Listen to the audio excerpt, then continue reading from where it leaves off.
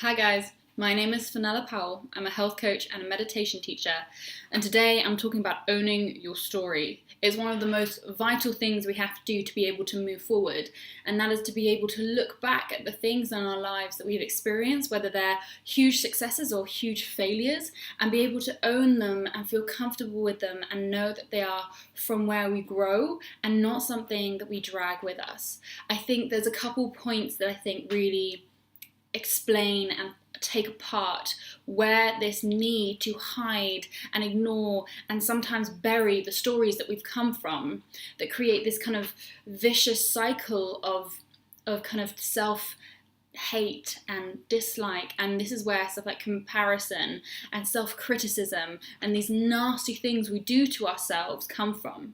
So let's take it down one. Why do we look at aspects of our lives that we've experienced and think they're bad, we have to hide them, and they shouldn't be, we shouldn't have that in our life, that shouldn't have happened?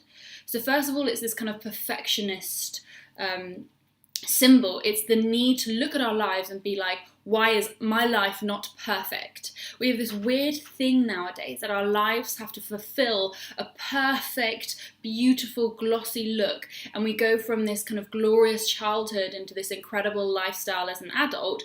And actually, the things that build us as human beings and the things that create the individuals and the unique people we are is the stories that are behind us, because no one's story is the same as your own.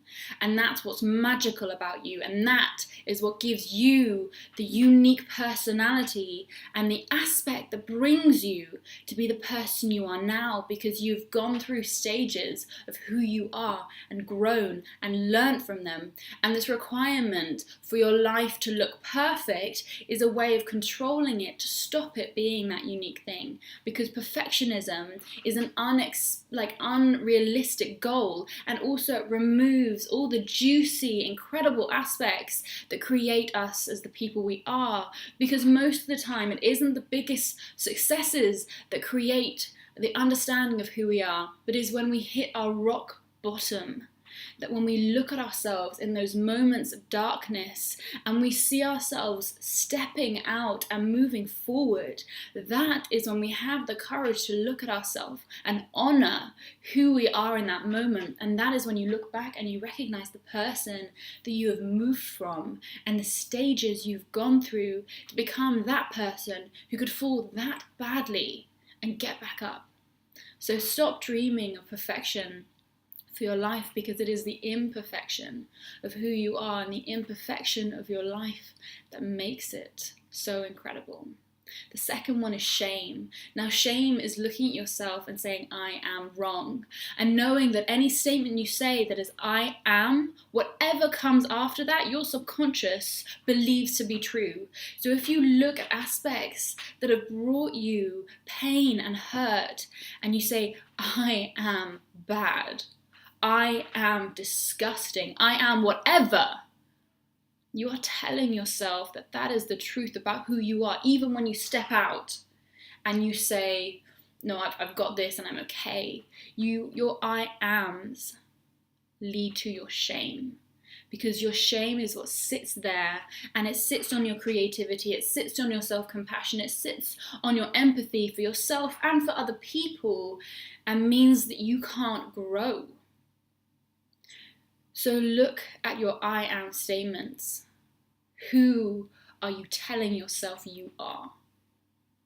And the final one is, let's allow ourselves to look at the stories that have come, the stories that have built us, the stories that have created the mortar that has become these people that we inhabit now, these thoughts that we perceive and understand, and the decisions that we make come from this story.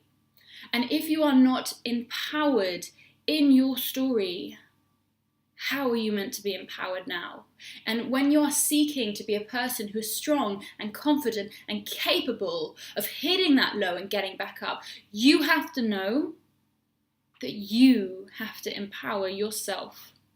And you do that by going back to those stories you tell yourself when you're sitting at the base of that low, and you say, remember that.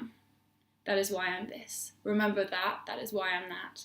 and let's change the script. Remember that? That is what taught me this lesson. Remember that experience? That is what showed me that I could go through the toughest experiences and I can get back up. And it might have taken me a year, 2 years, but if I can do it then I can definitely do it now. Own your stories, because you have to own who you are, because it's from that point that we take our steps forward. It is that point that we step out with an honest understanding of who we are and who we are choosing to be. So that's owning your story. I hope you gained some aspects from that. My name is Fenella Powell. I'll see you next time.